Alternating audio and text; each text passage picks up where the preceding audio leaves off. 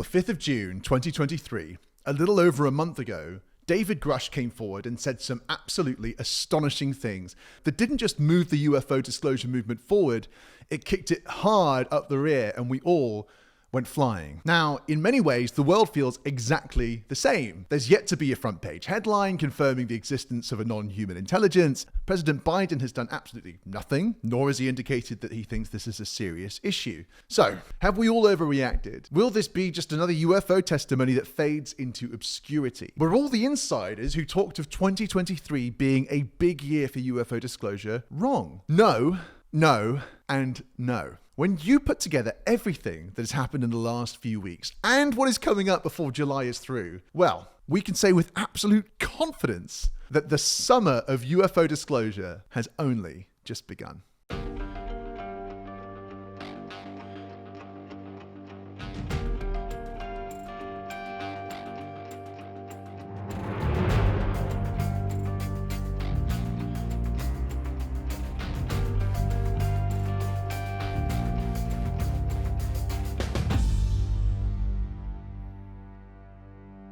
Hi, my name's Jason Samosa and welcome to Jason Samosa's Ufology Moment. It's been a little while. Hi, how are you doing?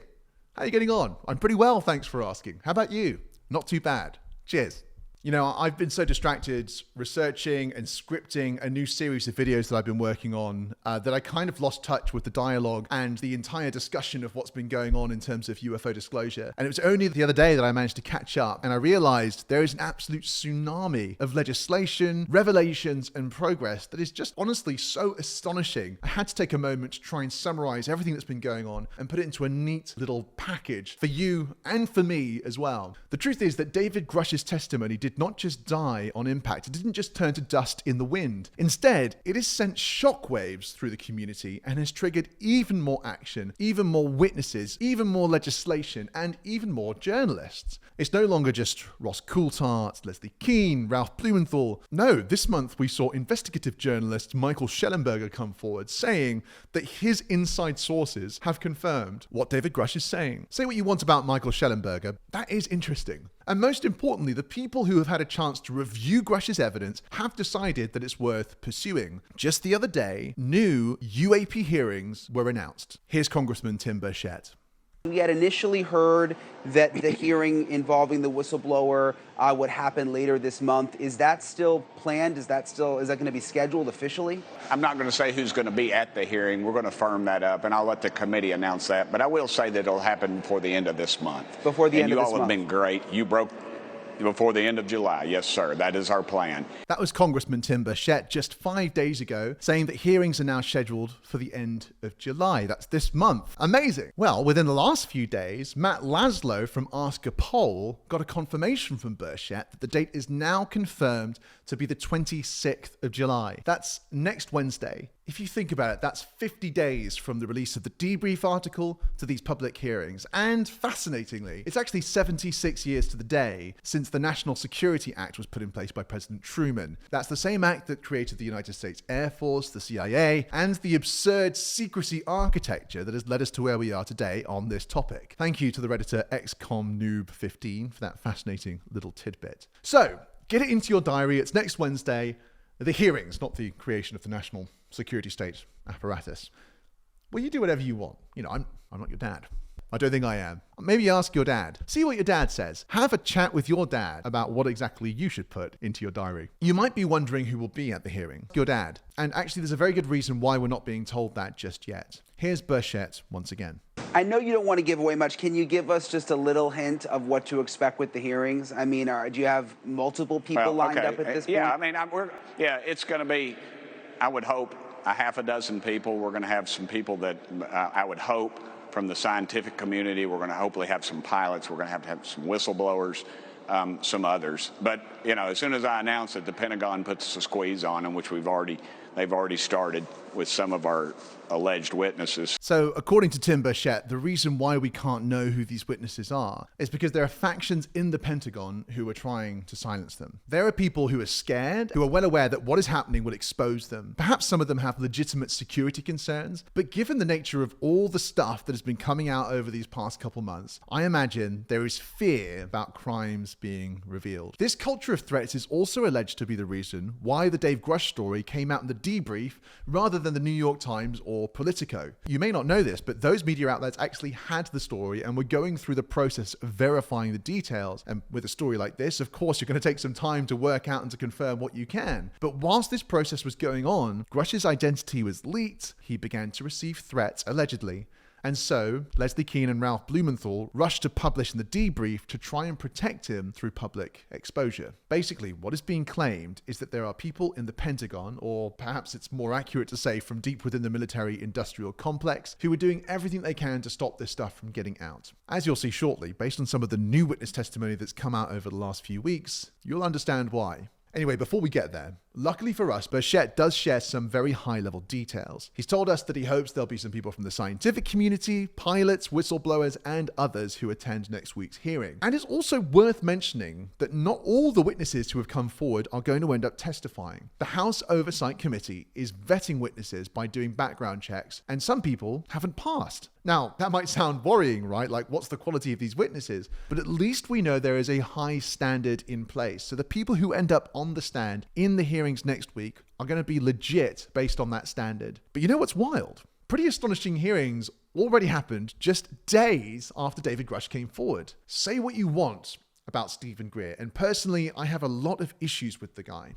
But one thing he's always done well is finding witnesses and getting them on camera. And on the 12th of June, just 7 days after the debrief article was dropped, he organized a National Press Club event where 5 military and contractor witnesses shared their testimony of experiences. And it was, well, honestly, it was absolutely astonishing. The compounding impact of all 5 of these men, speaking one after the other, is hard to get away from. Some of it was profoundly moving. Some of it, honestly, was utterly terrifying. Let me run you through some of these details at a high level. First up was Lieutenant Colonel Donald Heckert, a pilot with over 7,000 hours of flight time. He shared a few of his encounters, one in the Vietnam War and a bunch of other instances. He struggled to be concise and clear, and I think that's just due to his old age and some nerve, standing up there in front of all these people talking about this for the first time. But it was good testimony, and in some ways it was classic stuff. Pilot sees flying objects that can go from 70,000 to 12,000 feet in just 2 seconds, and there was a cover-up.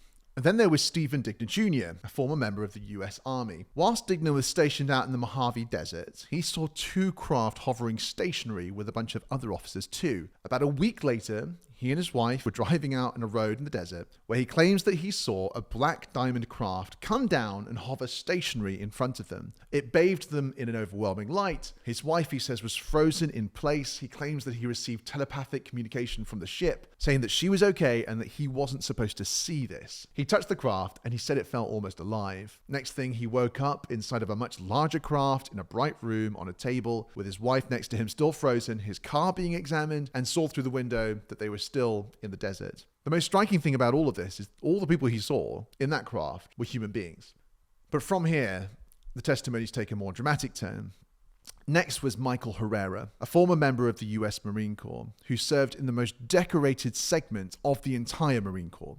He was deployed with 5 other Marines to carry out a special operation in the Philippines just after a tsunami had hit. After reaching a viewpoint in the jungle, he spotted a hovering octagonal saucer down in a clearing. This thing was massive, 300 feet wide by his estimations. When they got down there, they were confronted by 8 men wearing black uniform with no insignia. These men spoke in plain English, and they were clearly from the United States of America. They had advanced military gear of a much higher profile than what the Marines were wearing, and these men started screaming at them, threatening them, and telling them that they were not supposed to be there.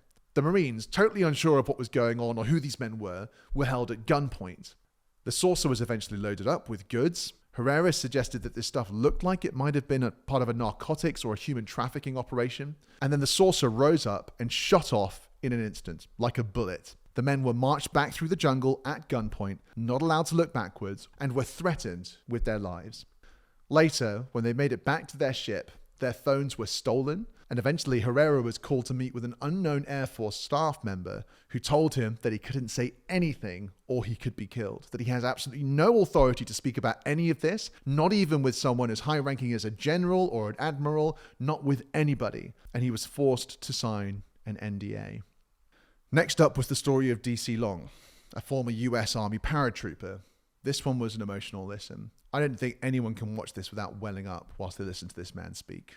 DC and his father were doing a sensitive job at a secret installation when they saw something they weren't supposed to see. A giant hovering stone monolith. It sounds like something from 2001: A Space Odyssey, but listen to the testimony and look at this guy and just ask yourself, do you think he's lying? He says that he saw this giant floating stone monolith to his right. It was resonating with an intense vibration. Later, when they'd finished the job they were doing further downstairs, they were escorted out. It was no longer there. It had somehow moved and disappeared without anyone hearing it. They were later marched into a room where they were told they needed to sign some NDAs, which they both refused to do. And from there, the story honestly is absolutely heartbreaking. Within 24 hours, their business had been raided, destroyed, everything had been stolen. His father disappeared and became homeless, eventually ended up on his deathbed.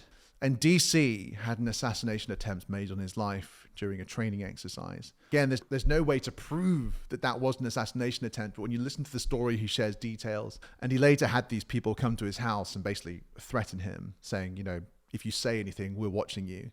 He eventually became homeless and was planning to take his own life, but somehow wound up at this hearing sharing his testimony. And it's moving stuff to see a human being talking about all of this stuff and to see all the pain in his soul. It's wild. And honestly, it's worth watching just for that, for the humanity.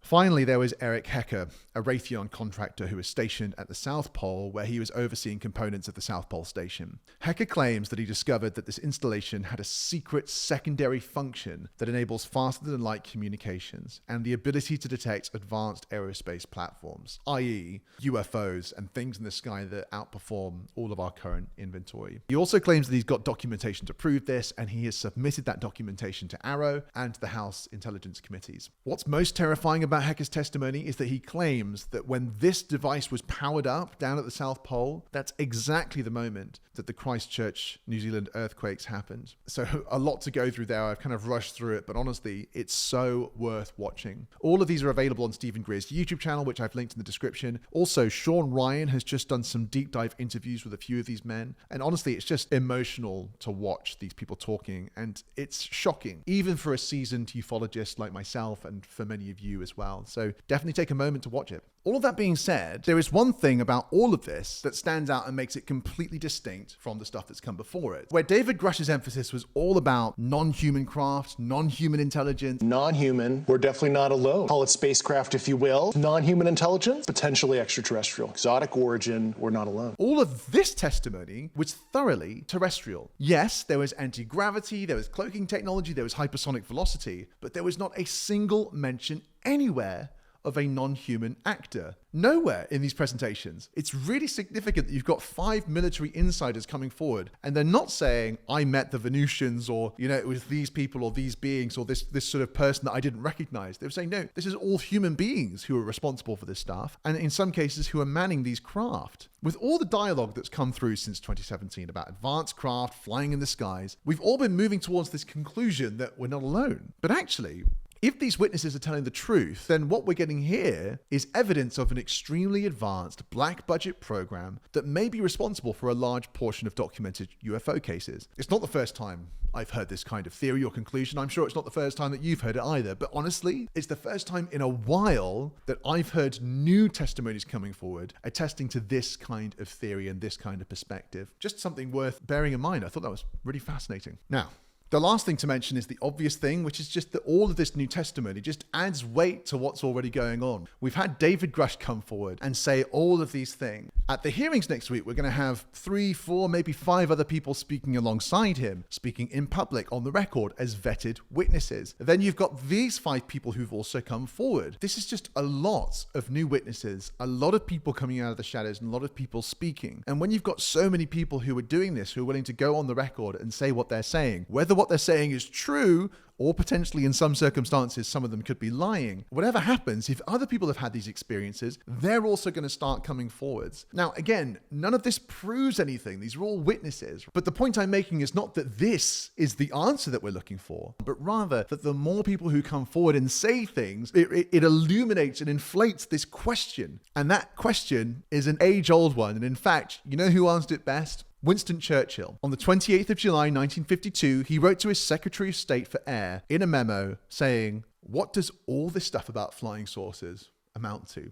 What can it mean? What is the truth?" Again, what does all this stuff about flying saucers amount to? What can it mean? What is the truth? In the face of everything that was going on, that was a really, really good question. It's the sort of question and the sort of spirit that we all as a society should have right now. The point is not to say that we have the answers, but rather to feel befuddled. Why are these people coming forward? Why is this all happening? What is at the bottom of it all? Here we are in 2023, 71 years after Churchill said this, and we as a society have been made to feel that this question is somehow stupid, that it's somehow a bit of a joke. But what's happening now is we're being given new permission to ask this question as a species. We're a very tribal people, human beings, but as more and more people in our tribe come forward and say, hey, I've had weird experiences, I've seen strange things, I've seen documents, I've seen evidence, we're all allowed to start asking that question. And as that question gets bigger, eventually, we're going to require a definitive answer. And that brings us quite conveniently to the next enormous thing that's happened since David GRUSCH came out. See, the Senate and House Select Committees on Intelligence aren't just sitting around listening to people and just eating up whatever they're saying. No, they are introducing new legislation that is going to force the defense intelligence community, including government departments and private organizations, to hand over all evidence of non-human intelligence. Can you believe I'm saying this? It's 2023. Imagine if I'd said this 10 years ago. You would have thought there's no way that would ever end up in literal, real human legislation. For some of these points, I want to thank the Redditor Natural Daikon 8852. Thanks, Natural Daikon. You're a natural hero. Who shared a fantastic post the other day summarizing the legislation that's been going through the House and through Congress. Firstly, the Intel Authorization Act for 2024. Section 1104 specifically requires classified programs to disclose any knowledge of unidentified aerial phenomena. The Act requires that, and I quote here, any person currently or formerly under contract with the federal government that has in their possession material or information relating to unidentified anomalous phenomena, close quote, disclose and submit such knowledge and technology to the All-Domain Anomaly Resolution Office, ARROW, within a specified time frame. You honestly can't get any clearer than that. Clearly that wasn't enough for them, because just the other day, Senate Majority Leader Chuck Schumer introduced new legislation to declassify government records related to UAP. In a statement, he said the following. And finally, I'm pleased the NDAA will include my amendment on increasing transparency on UAPs, or unidentified anomalous phenomena. UAPs generate a lot of curiosity for many Americans. And with that curiosity sometimes comes misinformation. So my amendment will require the National Archive and Records Administration to create a collection of records from across government agencies that can be declassified for the public's use, similar to the approach used in 1992 with the JFK Assassination Records Collection Act. These records will carry a presumption of immediate disclosure, which means they can only remain classified with good reason. Let me just say this to summarize, because it's a lot to talk about. Basically, Chuck Schumer has created legislation, and the whole purpose of this legislation is to act as an antidote for the over-the-top secrecy architecture that has been surrounding this issue for the last 70 years. If you go back to the early To the Stars Academy interviews with Tom DeLonge, Lou Elizondo, Christopher Mellon, Jim Semivan, all of them repeat this over and over again. They say one of the big issues here is that even if people did want to talk about this subject, the secrecy architecture does not allow for it. All of the compartmentalization, the abstraction, the layers and layers of security were not built with a disclosure mechanism in mind. There was no thought ahead of time to say, look, maybe in 70 years, someone's going to want to talk about this. We need to create a mechanism where some of this information can be released. And it's not a primary objective of the defense and intelligence community to reveal this information. They're focused on defending the United States from threats and a bunch of other things, right? That's what there's, and it's a good point. And it seems to me, having read through this legislation, I have been through all 64 pages of it, the fundamental purpose is to act as an antidote to this. What Chuck Schumer is basically saying is that every major government agency is going to have to report back within 300 days of this legislation being enacted with any records they have relating to unidentified aerial phenomena, which will need to be sent to the National Archives. Most importantly, this legislation will assume that all of these records should be given to the public unless there are good reasons for classification. It establishes what's called a review board, which has 9 citizens, 1 executive director, and their role and purpose is to review any of these classified records and to work out a plan to declassify them and get them into the public's hands. So notice that the fundamental assumption here is that this stuff should end up in the public's hands. The fundamental assumption here is that this stuff won't be classified unless there is a good reason given to the review board. That review board, by the way, will be picked by the president with recommendations from different people from within the House and the scientific community, and their role and their purpose will be overseen by the president. So a secondary purpose of this, I guess, is to take this subject away from the unelected and bring it back into the oversight of those who have been democratically elected by the people of the United States of America. And for anyone who's a student of this subject, I think we can all say that since the days of Truman and Eisenhower, this subject has not been in the hands of those who were democratically elected. It was decided that that was a bad idea. Well, now this legislation is basically saying enough is enough. It's time for the public to know, and it's time for those that the public elects to have control over this issue. Pretty phenomenal. Now, you can imagine with all of this new legislation coming forward, with all of this pressure that's been building on this subject, aerospace contractors who may be holding secrets, who may be holding secret technology, might well be, as we say in the United Kingdom, bricking it. And actually, if you listen to some new podcasts that Ross Coulthard has done recently, he reports back that this is the case. Recently, whilst he was speaking with Jay of Project Unity, who, by the way, if you haven't subscribed to his YouTube channel, you absolutely should. Jay does a fantastic job of finding incredible people who have unique insights and understanding of this subject to speak with him. So just a brilliant YouTube channel to go watch and support. Highly recommended. In an interview with Ross Coulthard recently, they actually covered this topic. Let's have a look. What was said to you, because you mentioned this recently, it's a bit of a weird one, about an attempt from a major aerospace company to sell a non-human vehicle to another company. Is that right? Yeah, I really can't say much more than what I've said, but yeah, I mean, I'm told that there has been efforts by a major aerospace company to divest itself of a craft. Again, I can't prove that definitively. I'm a But you trust the source. You trust the source. I'm only ever as good as the sources that provide me information. Yeah. But I've heard it from more than one person independently of each other. And the suggestion is that there was an offer made to a company, and I know the name of that company. I know the principals in that company who were approached to purchase, buy a craft.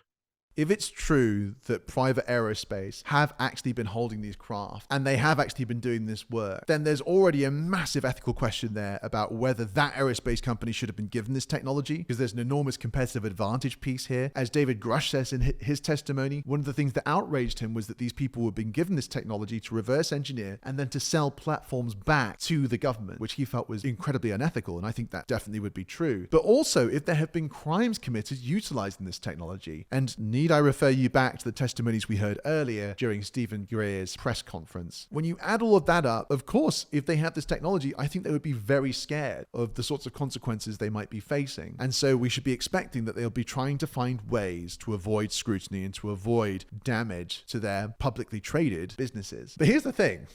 What if there were craft that were so big that you actually just couldn't move them? What if there was technology that had been recovered that was so enormous that you can't actually change its location? I mean, it sounds kind of crazy, right? But maybe let's just listen to Ross one more time. People are going to question what I'm about to say. What if some of that shit is so big it can't be moved? Is that what you're saying, Ross? Is that what you've been told? That's exactly what I'm saying. How big is big?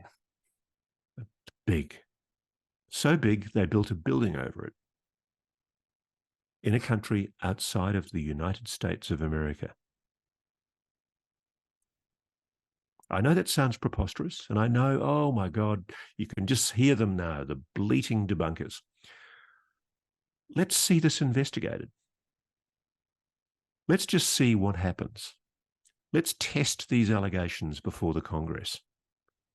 Imagine if what Mr. Grush is saying is true. Think about the implications of that. And imagine if, as I've just intimated to you, some of these objects are not capable of being moved because they're too bloody big.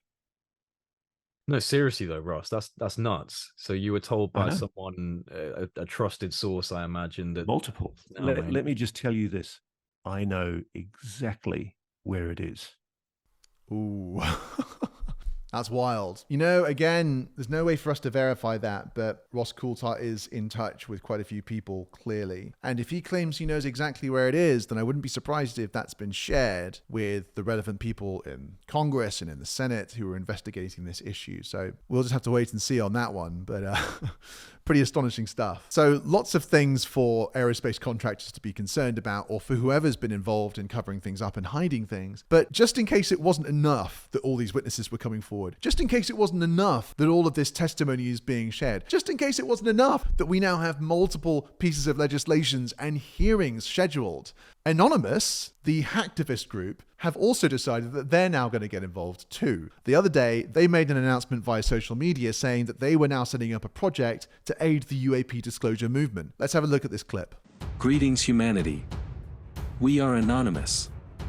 For quite some time, many of us have been closely observing the disclosure process concerning the UAP phenomena. We will no longer observe this crucial point in history from a distance. We too are intrigued to witness how this all unfolds. As a decentralized collective, Anonymous has always been committed to truth and government accountability. We are driven by the pursuit of truth and challenging those in power. While we indeed have our fair share of skeptics in our ranks regarding this subject matter, even they recognize that governments consistently deceive their citizens. So, while they may be skeptical of non-human intelligence visiting Earth, they still desire the truth behind the driving forces of these phenomena, regardless of whether they are extraterrestrial in nature. We are activists and truth seekers who have grown weary of the secrecy that hinders humanity's progress. Numerous whistleblowers have come forward, shedding light on technological advancements made by aerospace companies involved in classified government black projects. Together, collectively, we can uncover the truth. We are working on a secure drop website which will be completely anonymous to those who use it. We will invite whistleblowers from around the globe to drop any information they can regarding the subjects of UAPs, UFOs, and extraterrestrial intelligences visiting our planet. We are one humanity. We are Anonymous. You know, as someone who really believes in this issue, one thing I'm always really conscious of is I want to de-Hollywood this subject. I want people to realize this isn't about Close Encounters of the Third Kind or dubious YouTube footage. But that whole video kind of spits in the face of that. You know, I'm not saying, I think it's great Anonymous are involved, but Anonymous kind of feel like a really cheesy, a cheesy group that's inspired from the movies rather than something that feels like it's grounded in reality. And that music and the description about government, these videos of claimed UFO footage, you know, it's a bit of a vibe. That being said, it's great that more and more people are basically saying we want to get involved, and it's fantastic that Anonymous are going to create a secure drop website where people can share things, right? That's fantastic. It creates a mechanism where anonymous people can share information, and it's just another way that people can feel safe or feel like they can contribute what they have, as long as they have a good vetting process. But who knows about that? Look, all of that aside, whatever you think about Anonymous, whatever you think about whatever you think about Anonymous, isn't it amazing to have all of this pressure zeroing in on the subject of unidentified anomalous phenomena? It's not just the people from To the Stars Academy who broke out of the government and started their own little movement. It's not just been the UAP Task Force or the Airborne Object Identification Management and Synchronization Group or ARROW. It's not just this new review board that's going to be formed. It's not just independent organizations like MUFON or Stephen Greer's group that have come forward with their press conference. It's not just all the podcasters and the people making content online. And now you've got people in Congress and in politics who are saying, look, we care about this and enough is enough. And not just people on the left or on the right, not just people in the Congress, but also in the Senate and very senior people. And you've got to ask, where do we go from here? Because the amount of pressure and the amount of people who are asking questions about this now, I genuinely think that we are going to see the kinds of progress that we couldn't have imagined in years before. Now, I don't want to get too overexcited, but at the same time, when you look at all this piling up and you realize that we are going to have hearings next week with potentially 4, 5, or 6 different people speaking, the ball keeps moving forwards. And that's the thing that surprised me most as I've reviewed all of this stuff over the last few days. It's the recognition that what started on the 5th of June, just over 50 days ago, has led to a series of events, has led to political action, and is leading towards more information coming forwards. It's powerful stuff. Now, easy to get excited. We don't know what we're going to find out. We don't know how much is going to come forward. We're yet to work out how many of the things that we've heard are completely true. It's impossible to say just yet. But you know, one thing that we should be aware of is, let's just say that there is some truth to all of this. Let's just say that information is going to come out. You know, one thing we should all be preparing ourselves for is that it might not be things that we want to learn.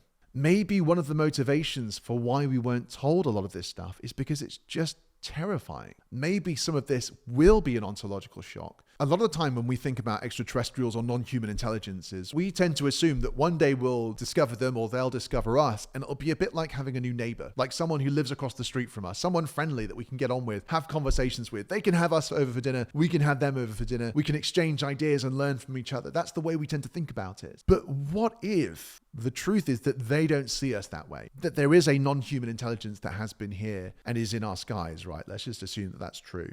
But that actually they don't see us as being people worth speaking to. They have no interest in informing us or helping us. They are just hell-bent on some sort of mission or some vision of what they're trying to do. And as far as they're concerned, we're just like flies. And if we get in the way, they'll kill us. What if that's what it was really like? What if that is what was discovered in all of these years of deep secrecy and deep black projects? You know, if that was the case, I could understand why people might have wanted to keep this a secret, why they might have felt that it could destabilize the human population. And what if there is some kind of time constraint? What if there is some event coming or something that will be so undeniable that we are suddenly going to be confronted with the reality of this phenomenon? And unless people are informed now about what's really going on, it'll be such a shock that the entire human population could be destabilized. Again, it's conjecture, right? I'm not saying this is true, but what I'm trying to propose here is that what we're going to learn may not be all sunshine, rainbows, and lollipops. It might well be that one of the reasons there's been some reluctance to talk about this is because it's generally pretty terrifying and strange. And actually, just the other day, Ross Coulthart and Bruce Zeibel on their Need to Know podcast, this was the theme that they explored. Let's have a look. The second part of this that disturbs me, though, is there seems to be a rush to now try to talk about it. So after years and years and years, decades and decades and decades, where this has all been kind of pushed aside and nobody dared speak the word alien or extraterrestrial, let alone non-human intelligence. Now they're all starting to do it. And they're doing it fast. And they're talking about hearings that we'll be talking about in a moment that are coming up fast. And they're going to have some shocking things in them. And the only thing I can think of is there's got to be a reason why the powers that be in Washington, D.C. are starting to say, we need to actually say the words out loud, and we need to get language in right now to get this taken care of. And I'm concerned, Ross, that at the end of the day, the only thing that would make a politician do that and act in that sort of enhanced way where they're in a hurry is that there's some bad news involved in this. And I don't know exactly what it is. And I know that you don't know exactly what it is. People are talking. It's hard to sort out what the sources mean or don't mean. But, you know, as I said, Chuck Schumer was and has been a cautious man in many cases. And I don't think he'd be talking like this and pushing this if he didn't think there was a fire behind his back pushing him to do so. Look, I've got a pretty clear idea of what government knows, and I can understand why they're moving to expedite. Yes, there is a constraint of time. The government knows that it really does have to tell the truth to the public after years of treating this subject with derision and ridicule. So make of that what you will. Again, like I've said so many times in this in this video, and it's frustrating to have to say it over and over again.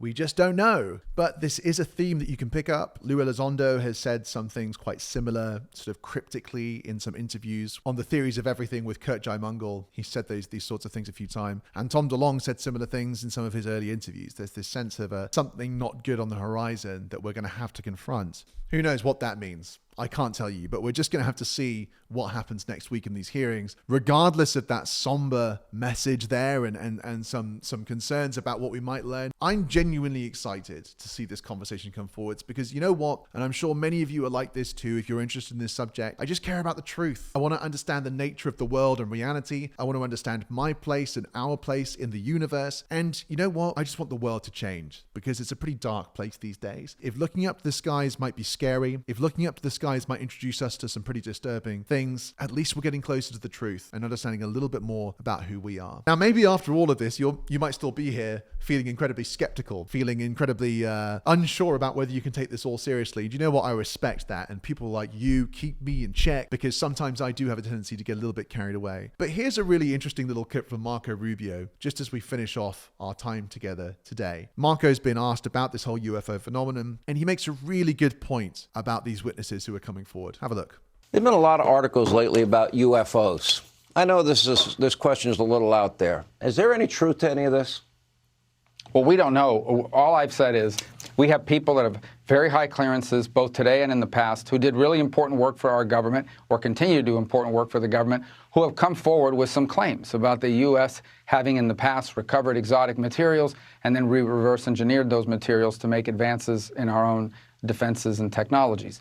That's the claim they make. Now, I don't know if those claims are true or not. What I do know is that one of two things is happening here. Either they're telling the truth, and that is something that obviously would be the biggest story in human history, or we have people in really important positions of government who are crazy and who are out there making up stories and who are still in positions of importance. Either one is a big problem. So we've got to figure out which one of these two it is, because the second one in particular would be very troubling. But we don't. All we know is claims that people have made. These are credible people that have done and continue to do important work for the country. And by law, we're required when they come forward as whistleblowers to take their claims seriously and to investigate them. But we just don't know. That's the answer. Well, guys, I just want to say thanks for watching to the end of the video. Obviously, make sure to tune into the hearings that are happening next Wednesday. It's going to be pretty amazing to see what happens. In the meantime, I want to know what you think. Genuinely, every single comment that you share, I read and I learn. In fact, the reason I'm making this video is because somebody posted a comment on my last video saying, I hope you make something about all these new revelations. And I was like, what revelations? I jumped on Twitter and I realized all this new legislation has been passed through and all the stuff that's been going on. So I genuinely listen to everything that you put in that chat box and I learn new things and hopefully it leads to better content. So tell me what you're thinking. Tell me what you think we might learn or potentially where this is all headed. Are you feeling optimistic about the future? Do you think that there is a somber reality that we're going to be facing? Who have you been listening to? What have you been learning? Please share. Let's learn together. For now, that's kind of it. I'm Jason Somoza. This has been Jason Somoza's Ufology Moment, and I'll see you next week. Who knows? We could be living in a slightly different world. See you then.